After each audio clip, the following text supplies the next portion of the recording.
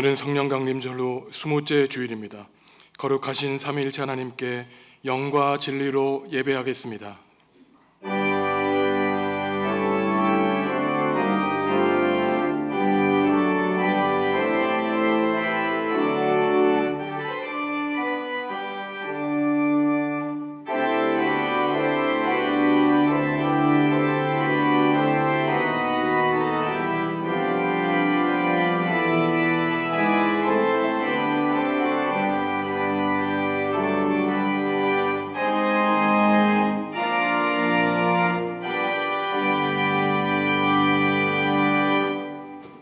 하나님, 지난 한 주간도 우리의 몸과 마음을 지켜주시고 평탄한 길로 인도해 주신 은혜에 감사를 드립니다. 이 시간 입을 열어 주님을 찬양하고 손을 들어 기도하오니 참마음으로 예배하는 심령의 구원의 기쁨을 새롭게 하여 주옵소서.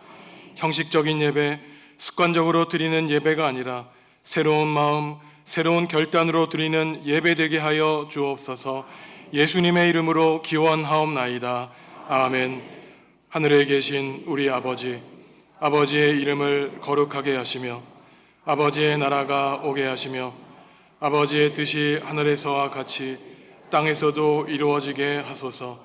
오늘 우리에게 일용할 양식을 주시고 우리가 우리에게 잘못한 사람을 용서하여 준 것 같이 우리의 죄를 용서하여 주시고 우리를 시험에 빠지지 않게 하시고 악에서 구하소서. 나라와 권능과 영광이 영원히 아버지의 것입니다. 아멘.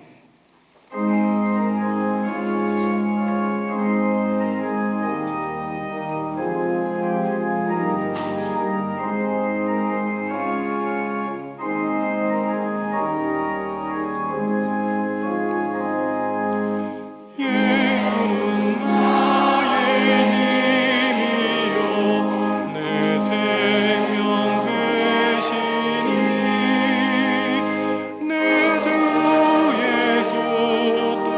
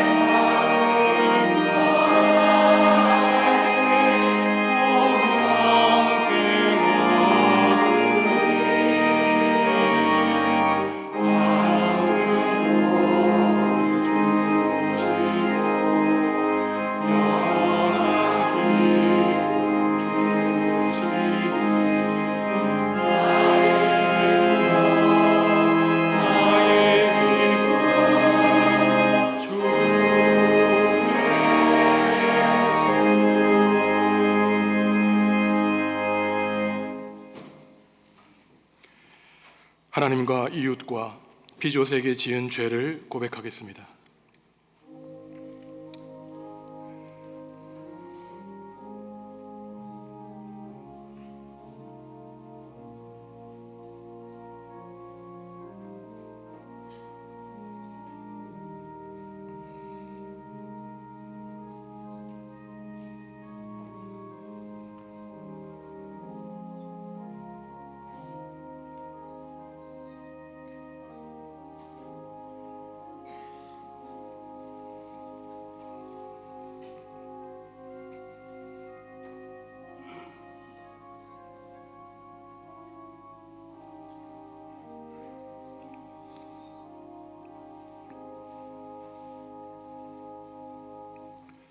하나님이 우리에게 주시는 용서의 말씀입니다. 여호와는 은혜로우시며 긍휼이 많으시며 노하기를 더디하시며 인자하심이 크시도다. 여호와께서는 모든 것을 선대하시며 그 지으신 모든 것에 긍휼을 베푸시는도다. 아멘. 나는 전능하신 아버지 하나님 천지의 창조주를 믿습니다. 나는 그의 유일하신 아들 우리 주 예수 그리스도를 믿습니다. 그는 성령으로 잉태되어 동정녀 마리아에게서 나시고 본디오 빌라도에게 고난을 받아 십자가에 못 박혀 죽으시고 장사된 지 사흘 만에 죽은 자 가운데서 다시 살아나셨으며 하늘에 오르시어 전능하신 아버지 하나님 우편에 앉아 계시다가 거기로부터 살아있는 자와 죽은 자를 심판하러 오십니다. 나는 성령을 믿으며 거룩한 공교회와 성도의 교제와 죄를 용서받는 것과 몸의 부활과 영생을 믿습니다. 아멘. 믿음은 바라는 것들의 실상이요 보이지 않는 것들의 증거니 믿음으로 모든 세계가 하나님의 말씀으로 지어진 줄을 우리가 아나니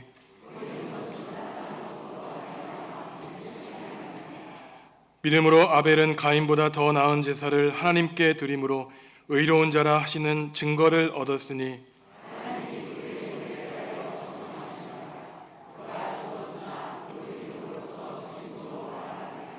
믿음으로 에녹은 죽음을 보지 않고 옮겨졌으니 하나님이 그를 옮기심으로 다시 보이지 아니하였느니라.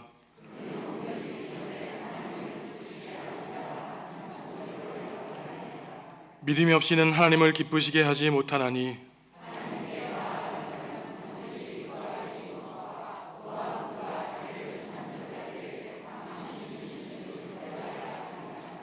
아멘.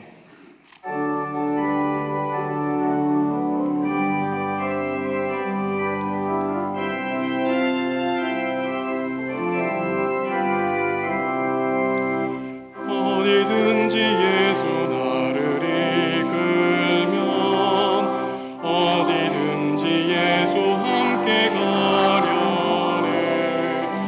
예수 함께 아니 가면 나고 예수님과 동행하면 겁없네. 어디를 가든지 겁낼 것 없네. 어디든지 예수 함께 가려네. 세상 친구 모두 나를 떠나도 주와 동행하면 외로움 없겠네.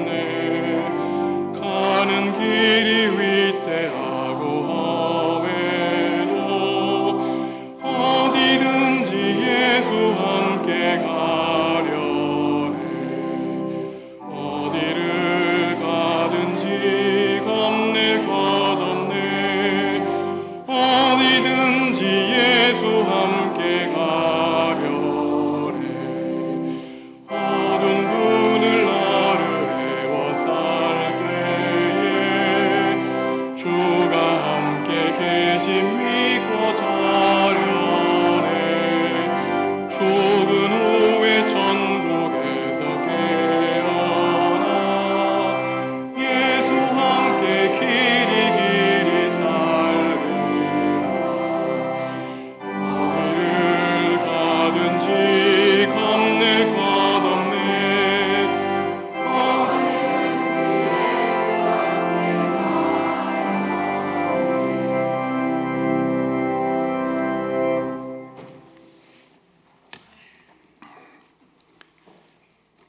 지나온 긴 세월 속에도 변함없이 지켜주시고 동행하여 주신 하나님, 만물의 영장이라 자만함으로 인간들이 만들어낸 발달된 과학기술, 문명의 힘으로 시간과 자연을 지배한다 한들 자연 앞에선 인간들의 무기력함으로 수많은 생명들이 죽어가며 삶의 터전이 파괴됨을 보고 겪으면서 비로소 인간들의 나약함을 고백합니다.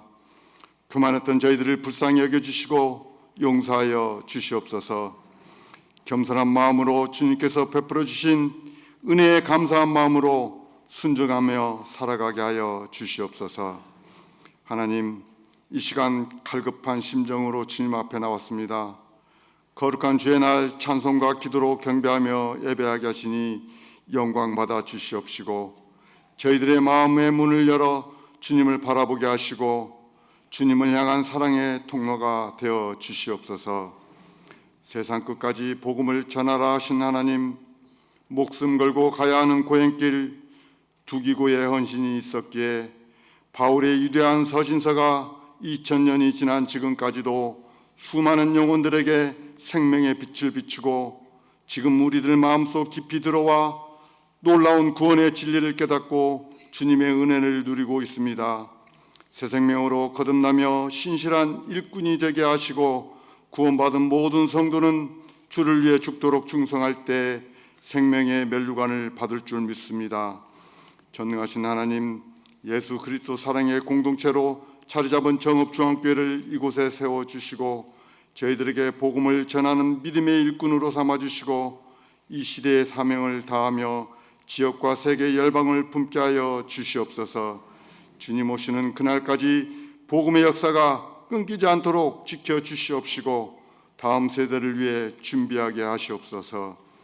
하나님, 부족하고 연약한 저희들 주님의 말씀 듣기를 원합니다. 단위에 세워주신 김선정 담임 목사님을 통해서 주님의 음성이 들리게 하시옵소서.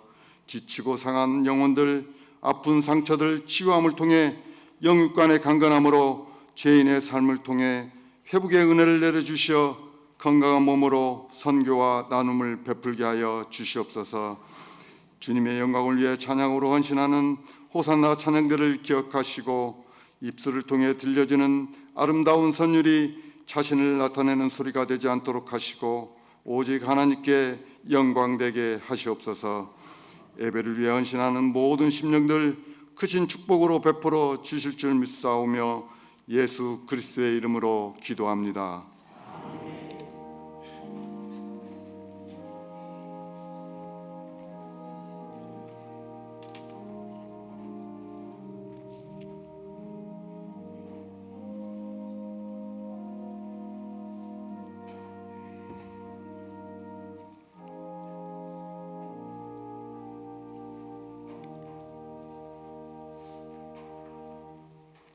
예수께서 길에 나가실새 한 사람이 달려와서 끌어앉아 묻자오되 선한 선생님이여 내가 무엇을 하여야 영생을 얻으리이까?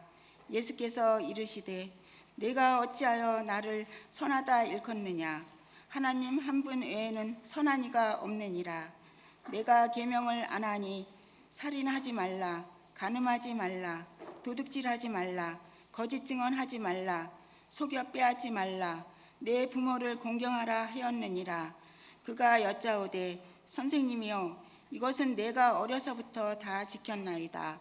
예수께서 그를 보시고 사랑하사 이르시되 내게 아직도 한 가지 부족한 것이 있으니 가서 내게 있는 것을 다 팔아 가난한 자들에게 주라. 그리하면 하늘에서 보화가 내게 있으리라. 그리고 와서 나를 따르라 하시니 그 사람은 재물이 많은 고로 이 말씀으로 인하여 슬픈 기색을 띠고 근심하며 가니나 예수께서 들러보시고 제자들에게 이르시되 재물이 있는 자는 하나님이 나라에 들어가기가 심히 어렵도다 하시니 제자들이 그 말씀에 놀라는지라.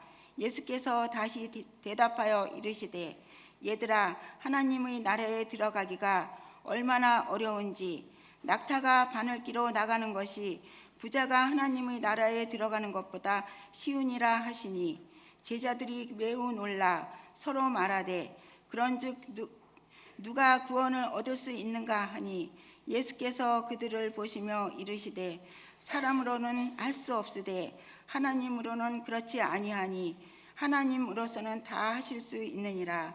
베드로가 여짜와 이르되 보소서 우리가 모든 것을 버리고 주를 따랐나이다. 예수께서 이르시되 내가 진실로 너희에게 이르노니 나와 복음을 위하여 집이나 형제나 자매나 어머니나 아버지나 자식이나 전토를 벌인 자는 현세에 있어 집과 형제와 자매와 어머니와 자식과 전토를 100배나 받되 박해를 겸하여 받고 내세에 영생을 받지 못할 자가 없느니라. 그러나 먼저 된 자로서 나중되고 나중된 자로서 먼저 될 자가 많으니라.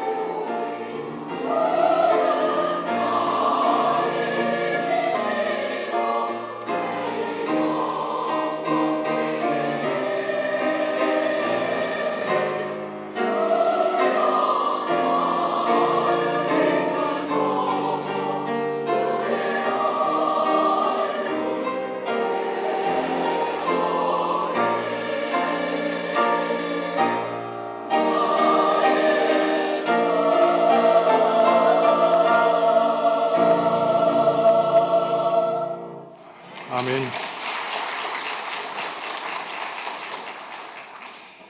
사람마다 가지고 있는 공포가 있습니다. 심리학과 정신의학에서 분류하는 공포증의 종류에는 50가지 가까이나 되는 수많은 공포증이 있습니다. 우리가 잘 아는 대표적인 공포증에는 좁은 공간에 들어가는 것을 두려워하는 폐소공포증, 높은 곳에 올라가는 것이 두려워서 비행기를 타지 못하는 고소공포증, 또한 세상에 두려워할 것이 참 많지만 사람이 두려워서 사람을 상대하는 것이 두려운 대인 공포증이 있습니다. 다른 사람이 볼 때는 그것이 뭐가 그렇게 무섭고 두려운가 하지만 그 사람에게만큼은 쳐다보아만 해도, 듣기만 해도 몸이 벌벌 떨리는 공포의 대상들이 있죠. 제가 이러한 의학에서 분류하는 공포증 한 50가지를 하나하나 살펴보니 이 세상에 사람이 참 많은 것처럼 두려움의 대상도 많다는 것을 알게 되었습니다. 어떠한 사람은 꽃에 대한 두려움이 있더라고요. 어떠한 사람은 공중 화장실에 들어가는 것을 두려워하는 공중 화장실 두려움이 있고, 사랑에 실패한 사람이 느끼는 사랑 공포증, 또한 이성에게 공포를 느끼는 남성 공포증과 여성 공포증이 있고, 또한 어린이가 울고 떼쓰는 것을 두려워하는 어린이 공포증도 있다는 것을 느꼈습니다. 이처럼 여러 가지 종류의 공포증이 있지만 우리 모두에게 해당되는 보편적인 공포증이 있죠. 그것은 바로 타나토스 포비아라고 하는 죽음 공포증입니다. 사실 이러저러한 공포증은 사람이 수십 년 살아가면서 피하기도 하고 훈련도 하기 때문에 그 공포가 줄기도 하고 늘어나기도 하지만, 이 죽음에 대한 공포가 영원히 모든 사람들에게 지속되는 이유는 죽음이라는 현실은 사람이 태어나면서부터 죽을 때까지 단 한 번만 유일하게 경험하기 때문에 그 죽음은 결코 우리가 예상할 수 없는 낯선 공포에 해당하는 것이죠. 그렇다면 우리 사람들은 어떻게 이 죽음의 공포를 극복하고 그 죽음 너머에 있는 영원한 생명을 과연 어떻게 얻을 수 있겠습니까? 오늘 말씀은 예수님이 십자가를 지시기 위해 예루살렘으로 들어갈 때 있었던 일입니다. 한 사람이 예수님을 찾아왔죠. 무릎을 꿇고는 예수님께 말하기를, 선한 선생님, 찬사를 외치며, 선생님, 제가 무엇을 해야 영원한 생명을 얻을 수 있습니까? 질문하고 있습니다. 근데 조금만 생각해 보면은 이 청년의 질문, 무엇을 해야 영생을 얻겠느냐는 질문은 잘못된 어리석은 질문입니다. 왜냐하면 사람이 무엇을 해서 스스로의 힘으로 영생을 얻을 수 없기 때문인 것이죠. 예수님은 이 사람이 하는 질문의 수준을 보고 이 사람의 믿음의 정도를 알고 있었습니다. 그래서 이 사람에게는 아주 기본적이고 기초적인 해법을 주시죠. 네가 십계명의 둘째 돌판에 있는 이웃과의 관계에 대한 계명을 지키면은 하나님 나라에 들어갈 수 있다고 그러십니다.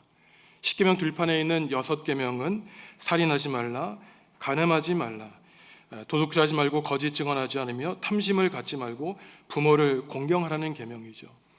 근데 여기서 우리가 오해하면 안 되는 것은, 예수님이 십계명의 말씀을 지키면 하나님 나라에 들어간다고 할 때 예수님을 믿어야 구원을 얻을 수 있는 가르침과 반대되는 가르침이 아니라는 것입니다. 당연히 예수님은 하나님에 대한 믿음을 전제로 하여 하나님을 사랑하는 사람이 하나님께 순종하여 하나님의 계명을 지킬 때 천국에 들어갈 수 있다고 말씀하신 것이죠. 계명을 지키면 하나님 나라에 들어갈 수 있다는 이러한 예수님의 말씀에 이 청년은 예수님의 대답이 조금 싱겁다고 느낍니다. 이 사람이 대답하기를, 선생님, 저는 어렸을 때부터 이 말씀을 지켜왔습니다 라고 대답하는 것이죠. 시시한 대답으로 느꼈어요. 그렇지만 이 사람의 대답이 정말로 사실이었다면 이 사람은 다른 사람들과 다른 훌륭한 신앙인이었다는 사실을 알 수 있습니다. 왜냐하면 탐심을 갖지 말라는 십계명의 계명은 참으로 지키기 어렵기 때문이에요. 마음속에 있는 욕심과 탐욕과 탐심을 이겨냈다면 이 사람은 하나님 앞에 참으로 경건한 유대인이었을 것이기 때문입니다. 예수님은 이 사람을 기특하게 바라보셨죠. 그러시면서 말씀하시기를, 당신에게 딱 한 가지 부족한 것이 있는데 네가 가지고 있는 모든 재산을 다 팔아 가난한 사람에게 나눠준 다음에 나를 따르라고 주님은 말씀하고 계십니다.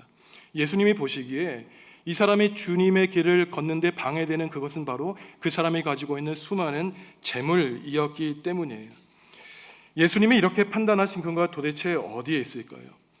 당시 유대인들은 십계명의 말씀을 잘 지켜왔습니다. 어렸을 때부터 부모님이 그들의 무릎 앞에 십계명을 암송하게 했고 철저하게 지키게 했죠. 예수님을 찾아온 부자도 어렸을 때부터 이웃과의 관계를 규정하는 십계명 말씀을 다 지켰다고 말하지만 예수님 보시기에 문제는 당시 유대인들이 그토록 하나님을 사랑하고 하나님의 말씀을 잘 지켰는데 왜 여전히 영원히 가난한 사람들이 그러한 경건한 유대인 주변에 있느냐는 것입니다. 예수님이 지금 제기하는 문제는 그토록 말로 하나님을 사랑한다면 이웃을 사랑하는 마음으로 재산을 다 팔아 모든 사람들이 가난한 사람들에게 나누어 준다면 이 세상이 이미 천국이 되었을 것이라고 주님은 말씀하고 있는 것이에요. 네가 그렇게 하나님을 사랑한다고 하면서 왜 네 수중에 그렇게 많은 재산을 아직도 가지고 있냐고 예수님은 말씀하고 계신 것입니다. 그러면서 예수님은 이 부자에게 재산을 다 팔아 가난한 사람을 도우라고 명령하시며 그 다음에 자신을 따르라고 말씀하시는 것이죠. 예수님을 찾아와서 영원한 생명을 얻는 방법을 알기 원했던 이 사람은 얼굴에 슬픈 기색을 숨기지 못하고 걱정하며 예수님을 떠나갑니다. 이 사람은 이 순간에 따져보면 예수님께 영생을 얻지 못한 사람이었죠. 예수님의 말씀을 따를 의향이 없고 예수님의 제자가 되어 예수님의 길을 쫓을 계획이 없기 때문입니다. 이 사람은 하나님보다 돈을 더 많이 사랑한 사람이었어요. 그런데 우리가 이 지점에서 확인해야 될 분명한 한 가지 내용이 있습니다. 만약에 이 말씀이 지금부터 2000년 전 예수님과 이름 없는 한 부자 청년의 대화이고 우리와 상관없는 이야기라면 아무 문제가 안 되겠지만 만약에 예수님이 지금 2024년 10월 첫 주일에 우리 각자에게 찾아오셔서 똑같은 말씀을 하신다면 우리에게도 영생을 얻기 위한 동일한 해법을 전해 주실 것이기 때문이에요.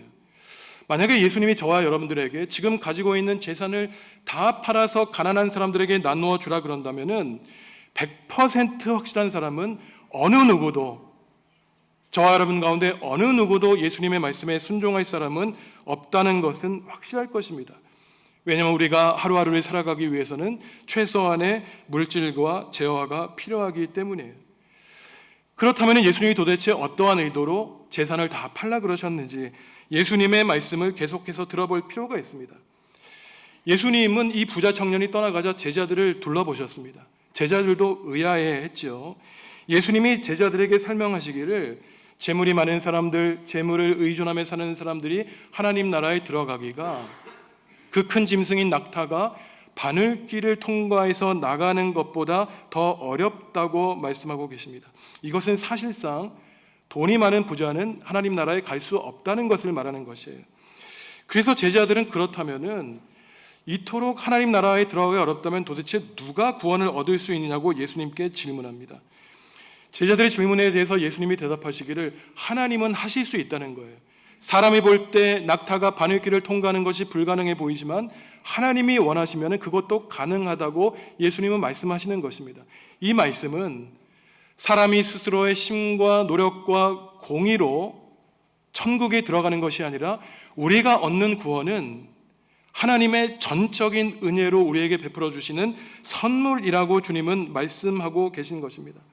그러자 베드로는 자신 있게 주님, 저와 우리 제자들은 모든 것 버리고 예수님을 따랐지 않습니까? 자신 있게 말하고 있죠. 그 대답을 들으신 예수님은 더 나아가서 말씀하십니다.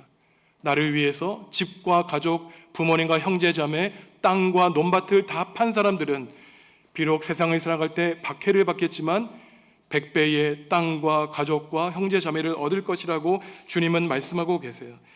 이러한 예수님의 대답을 보면은 부자 청년에게 문제가 되었던 것은 단지 돈과 재물이 아니라 그 돈과 재물로 대표되는 하나님께로 나아가는 것을 방해하는 것, 그것이 부모님이나 형제자매나 우리가 가진 땅이 되었다면 그것이 오히려 하나님께로 나아가는 길에 방해가 되는 방해물이라는 가르침을 주시는 것으로 우리는 이해할 수 있습니다. 그러면서 오늘 마지막 구절에서 예수님은 이러한 가르침을 주세요. 첫 번째 되었던 사람이 마지막 사람이 되고 마지막 사람이 첫째가 되는 경우가 많이 있을 것이다. 이러한 이해되지 않는 말로 재물에 대한 가르침을 마치십니다. 세상에서 먼저 된 자들은 바로 제자들이 되기를 원했던 사람이에요. 돈 많은 사람, 지식이 많은 사람, 권력을 갖고 많은 명예를 얻은 사람이 세상 사람들이 볼 때에는 첫째가 되는 사람입니다. 하지만 예수님이 말씀하시기에 이 세상 모든 것을 가졌어도 하나님보다 그런 것들을 더 의지하면 결국 천국에서는 마지막 사람이 될 것이라고 예수님은 경고하셨죠. 순간의 즐거움과 인생의 기쁨 때문에 예수님이 제시해 주시는 하나님 나라의 복음을 외면하면 영원히 꼴찌가 될 수밖에 없다고 주님은 말씀하십니다.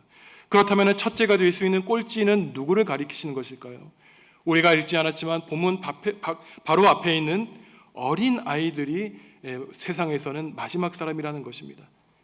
가진 것이 없어서, 힘이 없어서 하나님만 의지할 수밖에 없는 이러한 어린 아이들, 모든 것을 다 포기하고 예수님을 따른 제자들과 같은 사람들, 세상에서 가장 초라하고 보잘것없어 하나님의 자비와 은혜만을 간구하는 사람들이 바로 마지막 사람들이지만, 이 사람들이 하나님을 의지하고 나아갈 때 결국 하나님은 그들을 높여주실 것이라고 예수님은 우리에게 말씀하고 계신 것이에요.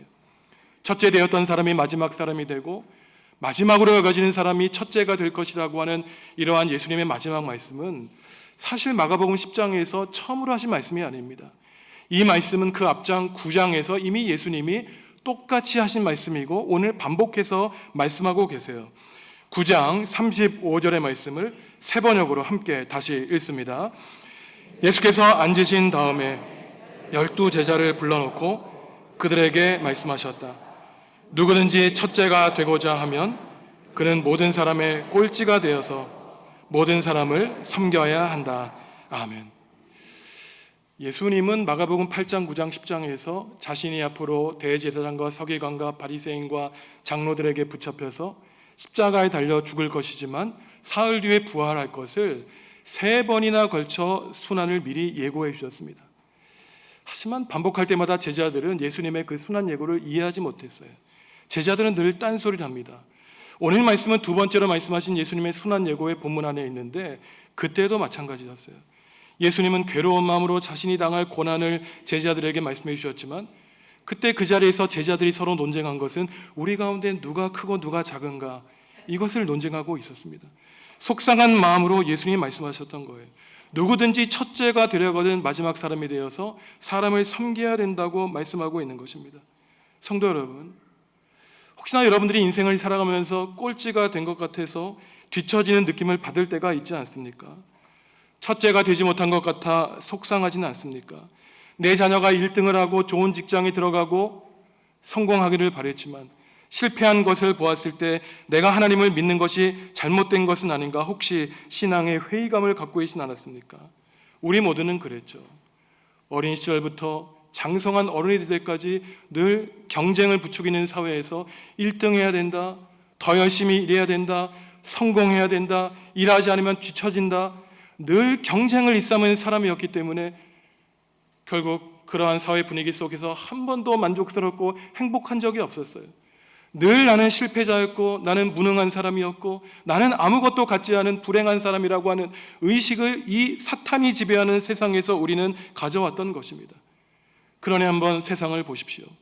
고등학교 때 전교 1등 했던 학생들 다 모아놓은 학교에서도 첫째와 꼴등이 있으니 그 똑똑한 학생들이 나는 실패자라고 자책하며 자살한 많은 사건들 우리가 보고 있는 것, 이것이 바로 하나님이 다스리시는 세상이 아니라 사탄이 다스리는 세상의 증거라는 것입니다. 그러니 예수님이 지금 우리에게 분명히 말씀하세요. 세상에서 첫째가 되고자 하는 사람은 결국 평생 동안 불안할 거야.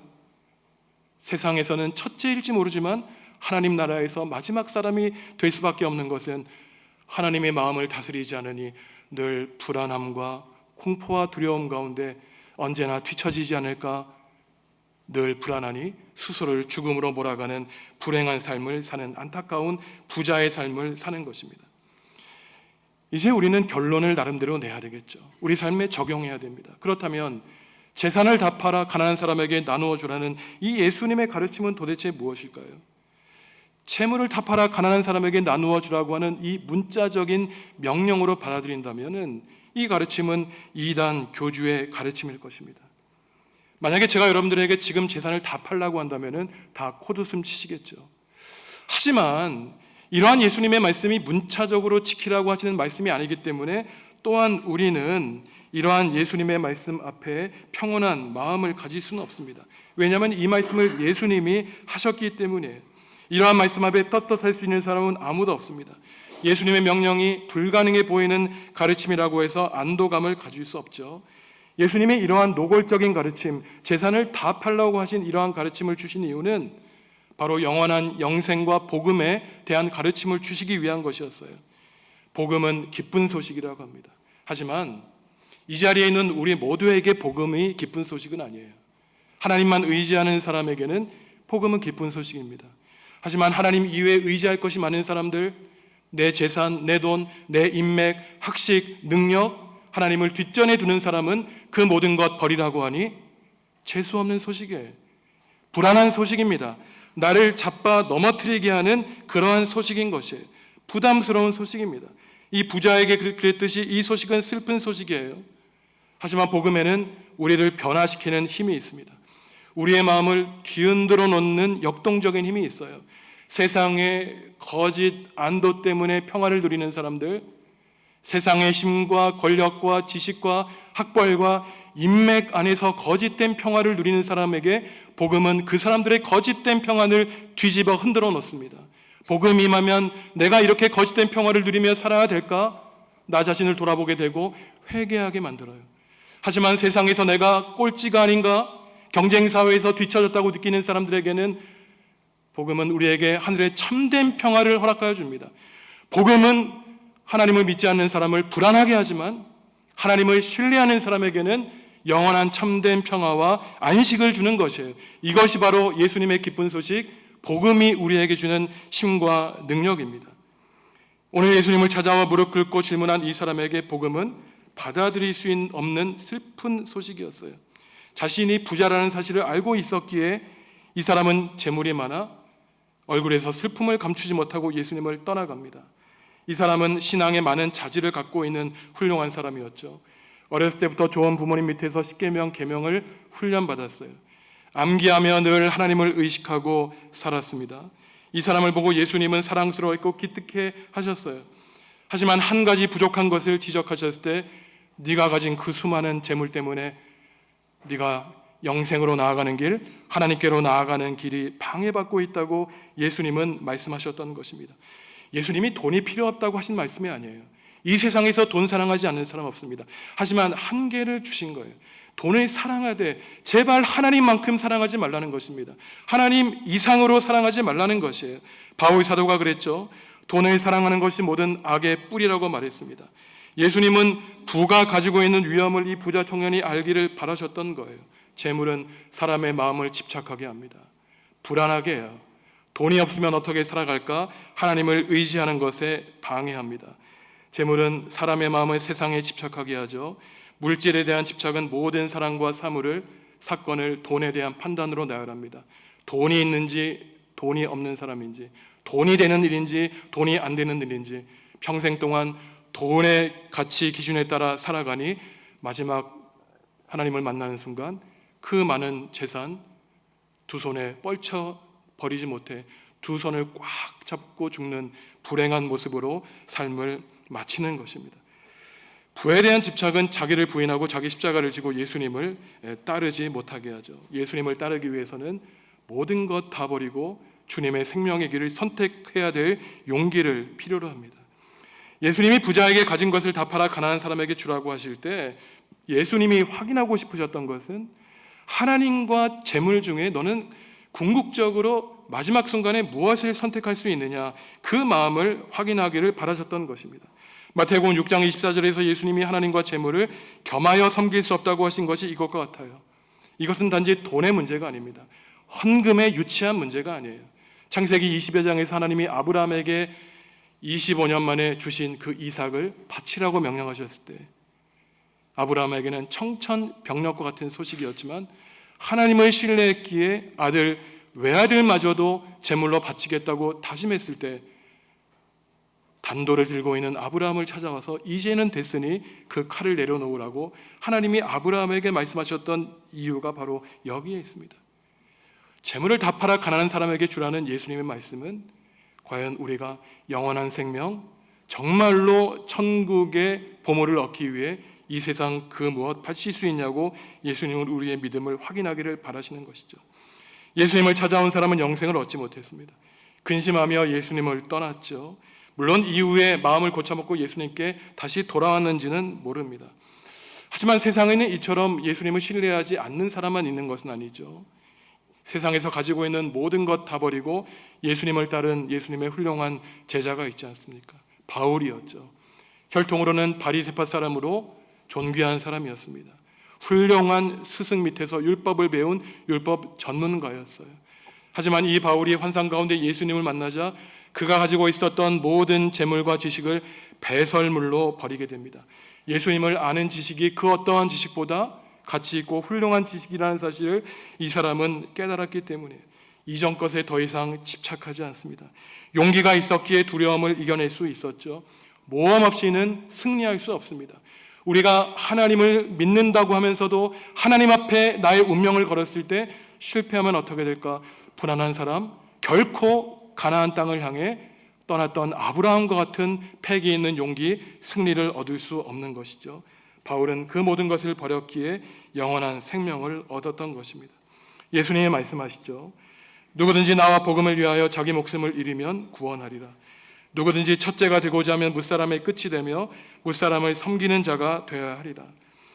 주님은 지금 우리가 세상의 모든 가치관을 버리고 우리의 인생과 운명을 하나님께 온전히 맡기며 살기를 바라십니다. 재물이 중요하지 않다고 말씀한 것이 아니라 하나님보다 돈과 재물을 더 사랑하고 우상시하는 태도를 경계하고 있는 것이죠. 성도 여러분, 우리가 가진 것이 우리의 것이 아닙니다. 하나님의 것이에요. 잠시 우리가 사는 날 동안 우리에게 맡겨 주셨을 뿐입니다. 부자 청년, 그 많은 신앙의 자질을 가진 청년을 바라보시면서 안타까운 마음으로 너에게 딱 한 가지 부족한 것이 있다고 알려주신 주님이 지금 우리에게도 말씀하실 거예요. 너에게 영생을 얻는 길, 천국에 가는 길에 방해가 되는 딱 한 가지 무엇인가 부족한 것이 있다. 우리에게 아킬레스 건이 되고 있는 그 한 가지 부족한 것, 하나님 내일 해결하겠습니다. 모레 해결하겠습니다. 1년 뒤에 10년 뒤에 하겠습니다. 늘 집착하며 하나님께 협상하고 차일피일 미루는 그러한 결단이 아니라 예수님이 지금 우리에게 명령하실 때 모든 것 버리고 예수 그리스도의 길을 따르겠습니다. 결단하고 나아가 영생과 천국의 많은 보화, 천국의 기쁨을 누리는 우리 정읍중앙교회 성도 여러분들 다 되시기를 주님의 이름으로 간절히 기원합니다. 하나님 우리에게 구원과 영생을 베풀어 주시기를 빌고 원합니다. 모든 것 버리고 포기하고서라도 천국에 들어가게 하여 주옵소서.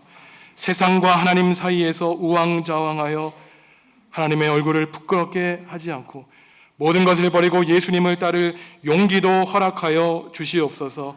예수님의 이름으로 기도합니다. 아멘.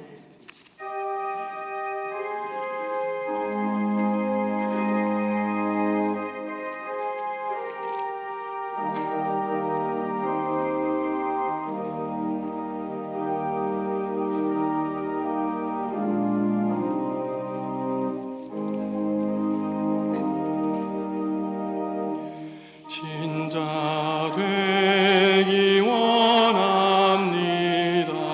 진심으로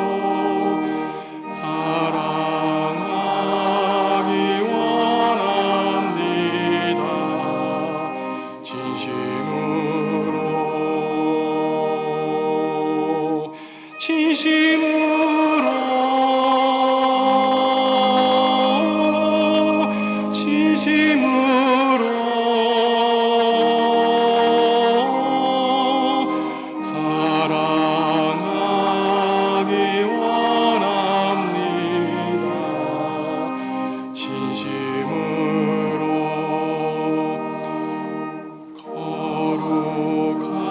거룩하기 원합니다.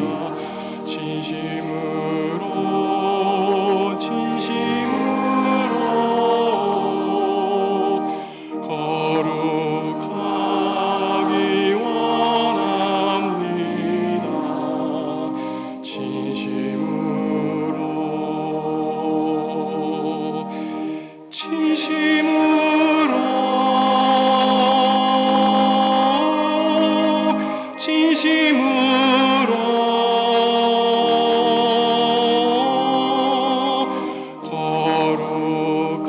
거룩하기 원합니다.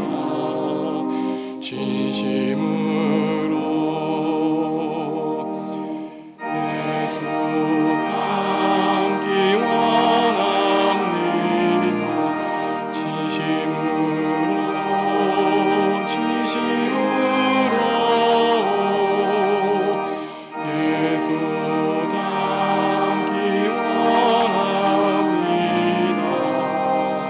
닮기 원합니다. 예수 닮기 원합니다. 진심으로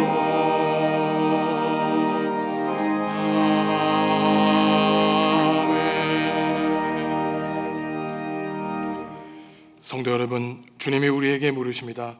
내가 누구를 보낼까? 누가 우리를 대신하여 갈 것인가?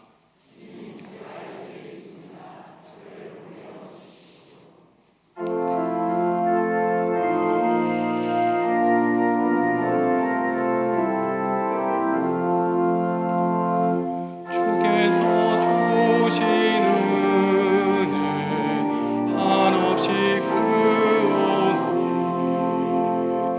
우리는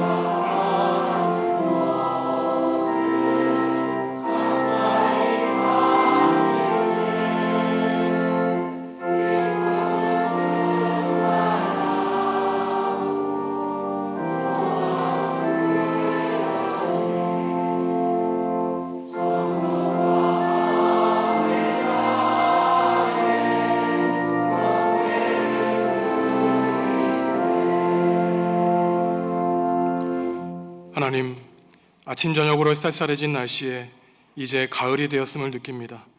벼가 고개를 숙이고 나무가 열매 맺는 가을에 우리 인생도 하나님 앞에 나와 우리가 맺은 열매를 드리기 원합니다. 그 언젠가 주님 만날 때 빈손으로 주님을 만나지 않게 하시고 하나님의 사랑하여 맺은 열매를 두 손 가득히 들고 뵐 수 있도록 우리에게 주어진 믿음의 경주에 최선을 다하게 하여 주시옵소서. 세상에는 여전히 끔찍한 전쟁이 계속되고 있습니다. 이스라엘의 레바논 공격으로 10,000명 가까운 사상자가 발생했습니다. 하나님의 정의와 공의로 악하고 불의한 전쟁을 끝내주시고 하나님 나라의 평화를 이루어 주옵소서. 이 나라와 결의에도 여전히 갈등과 정쟁과 전쟁이 끊이지 않고 있습니다. 하나님 앞에서 버젓이 행하는 부끄러움을 멈추게 하여 주시고 죽음의 공포 가운데에 움트는 생명을 가꾸는 깨어있는 그리스도인들이 한국교회에 늘어나게 하여 주시옵소서. 김경복 집사님, 어머니를 여의고 슬픔 가운데 있습니다. 모든 유가족이 어머니에게 받은 사랑을 기억하게 하시고 하나님을 믿는 믿음 가운데 소망과 위로를 발견하게 하여 주시옵소서. 한 달 앞으로 다가온 수능을 최선을 다해 준비하는 자녀들이 있습니다. 그저 시험을 잘 보고 좋은 학교에 가는 것이 인생의 목적이 아니라 하나님이 주시는 꿈과 비전을 발견하여 이 나라와 결의 하나님 나라와 교회를 위하여 귀하게 사용되는 일꾼으로 자라나게 하여 주시옵소서. 몸과 마음의 질병으로 고통 가운데 있는 교우들이 있습니다. 두려움 가운데 수술을 준비하는 교우들과 여러 종류의 치료를 받고 있는 교우들이 있습니다. 오직 하나님을 믿는 믿음으로 모든 고통과 어려움 이겨내게 하시고 외로운 병상에서 지금까지 베풀어 주신 하나님의 은총과 복을 기억하며 감사하며 이겨내게 하여 주시옵소서. 주님께 정성껏 귀한 예물 드립니다. 재물의 문제 앞에 자신을 이겨내지 못하고 슬픈 얼굴로 예수님을 떠나간 부자와 같은 부끄럽고 실패하는 삶을 살지 않게 하시고 하나님 이외에 어떠한 그 무엇도 높이지 않겠다는 마음으로 예물 드리오니 성도들의 귀한 예물과 이 예물에 담긴 마음 이들의 인생 기쁘게 받아주시옵소서. 예수님의 이름으로 축복하며 기도합니다. 아멘.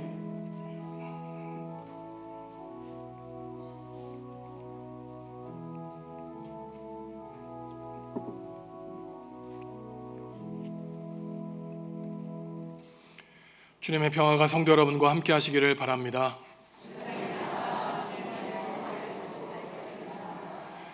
지난 주 중에 김경복 집사님 어머니를 여의고 슬픔 가운데 있습니다. 예배에 참석하셨는데 잠시 자리에서 일어나시죠. 미처 알지 못하셨던 분들은 위로해 주시고 기도해 주시기 바랍니다. 자리에 앉으시겠습니다. 다음 주일 2부 예배 후에 공동 식사가 있습니다. 박창수 장로님, 김수영 권사님 가정에서 제공해 주십니다. 제가 책을 찾다가 요즘 미국에서 베스트셀러로 유명한 책을 발견했는데 그 제목을 보고 마음이 섬뜩했습니다. 그 제목이 무엇이었냐면은 내 인생에 가을이 몇 번 남았을까? 저와 여러분 인생에 가을철이 몇 번 남았을까요? 이번이 마지막인 사람도 있을 거고 아마 수십 번 남은 사람들은 그렇게 많지 않을 것입니다. 제발 목회자로서 부탁드리기를 우리에게 주어진 인생 가운데에 하나님이 주신 복과 은혜 감사하시면서 말씀과 기도 가운데 든든히 서가시기 바랍니다. 우리의 인생을 추한 모습에서 아름답게 변화시키셔야 돼요. 그래서 우리가 펼치고 있는 예배 캠페인, 언어생활 캠페인을 지키는 데서부터 우리의 삶이 변화됩니다. 예배 시작 전에 기도하시고 예배 마치시고 기도하셔야 돼요. 예배 끝난 다음에 고개 숙이고 기도하는 성도들이 있습니다. 큰 소리로 이야기하면 그분들에게 방해가 돼요. 예배 캠페인 벌이고 있지만 목회자와 사모에게 반말하지 않습니다. 반말은 친근함의 표시가 아니라 불쾌감을 불러일으키죠. 교우들끼리 직분으로 부르고 님자를 부르지 않습니다. 형님 동생으로 반말하는 분위기는 폐쇄적인 분위기를 조장하여 새로운 교우의 적응을 방해하고 소외감을 일으켜 교회의 성장과 성승을 방해합니다. 제가 그렇게 순진한 사람이 아니에요. 제가 그렇게 말씀드린다고 해서 하루아침에 고쳐진다고 생각하지 않습니다. 하지만 하나님이 에스겔에게 말씀하셨어요. 듣든지 듣지 않든지 너는 그냥 외쳐라. 고치든 고치지 않든 그건 그 사람들의 책임이다. 저는 목회자이기 때문에 우리 교회가 일부 사람들의 친교 모임이 아니라 처음 나온 사람도 가족과 같은 공동체의 분위기를 만들기 위한 사명이 목회자에게 있습니다. 모든 사람들을 존경하고 경어를 사용하여 주셔서 우리 교회가 하나님 보시기에 아름다운 교회, 모든 사람을 품을 수 있는 교회, 우리 인생에 가을철이 많이 남지 않았다는 사실을 기억하고 오늘 하루도 서로를 존경하고 존경받는 우리 성도 여러분들 다 되시기를 간절히 부탁드립니다. 자리에서 일어나 주님께 찬양하시겠습니다.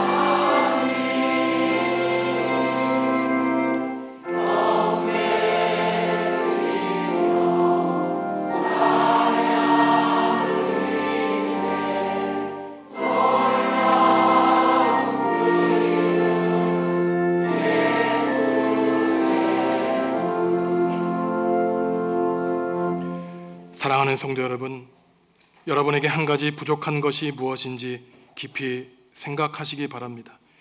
그것이 혹시 여러분의 마음을 슬프게 하여 하나님으로부터 떨어지게 하고 있지는 않은지 돌아보시기 바랍니다. 그 무엇보다 하나님을 사랑하시기 바랍니다. 주님이 저와 여러분에게 영원한 생명을 주실 것입니다. 이제는 예수님의 은혜와 하나님의 사랑과 성령님의 사귐이 믿음의 꼴찌가 아니라 첫째가 되어 하나님 나라의 삶을 승리하며 살기로 다짐하는 성도들에게 지금부터 영원히 함께 하시기를 간절히 축원하옵나이다. 아멘.